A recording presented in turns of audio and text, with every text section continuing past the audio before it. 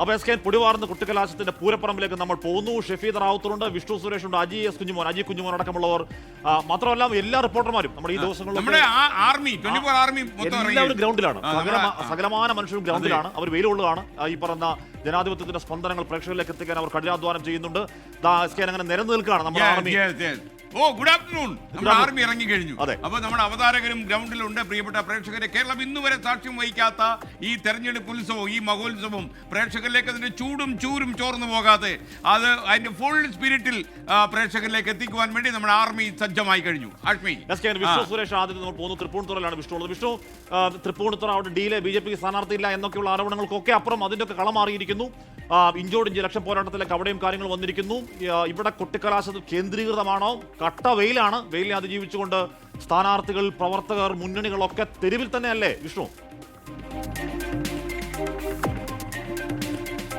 ഹാഷ്മി, കേന്ദ്രീകൃതമായ കൊട്ടിക്കലാശമാണ് തൃപ്പൂണിത്തുറയിൽ തീരുമാനിച്ചിരിക്കുന്നത്. ഏകദേശം ഒരു 3 മണിയോടുകൂടി തന്നെ ആളുകളൊക്കെ സ്റ്റാച്യു ജംഗ്ഷനിലേക്ക് എത്തും.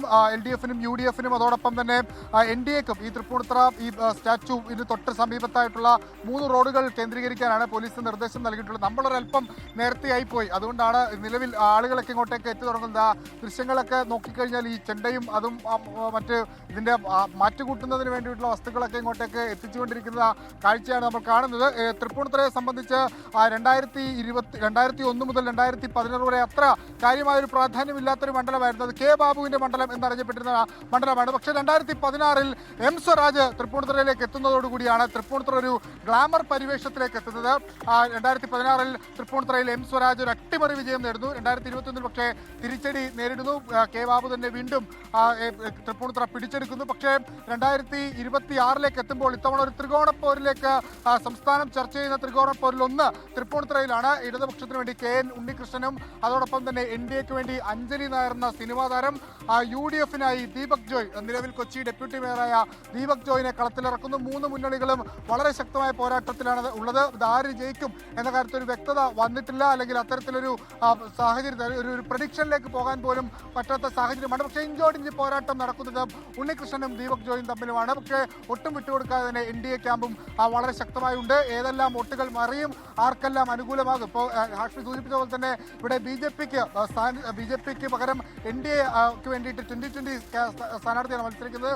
BJP A ക്ലാസ് മണ്ഡലമായി കരുതിയിരുന്ന ഒരു മണ്ഡലമാണ് തൃപ്പൂണിത്തുറ. നഗരസഭ ഭരണം പിടിച്ച വർഷമായിരുന്നു ഇത്. അപ്പോൾ BJP വോട്ടുകൾക്ക് ഏതെങ്കിലും തരത്തിലുള്ള മാറ്റങ്ങൾ സംഭവിക്കുമോ? ഈ ആരോപിക്കപ്പെട്ട ഡീല് യാഥാർത്ഥ്യമാണോ എന്നൊക്കെ അറിയാനുള്ളത് മെയ് 4-ാം തീയതി വരെ കാത്തിരിക്കേണ്ടി വരും. പക്ഷേ BJP പ്രവർത്തകർ പറയുന്നത് ഒന്നാകെ അഞ്ജലിക്കൊപ്പം അടിയുറച്ചു നിൽക്കും.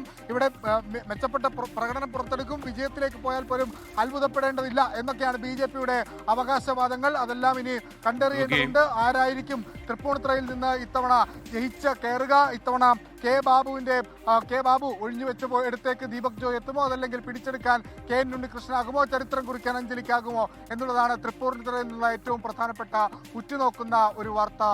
Hashmi S K.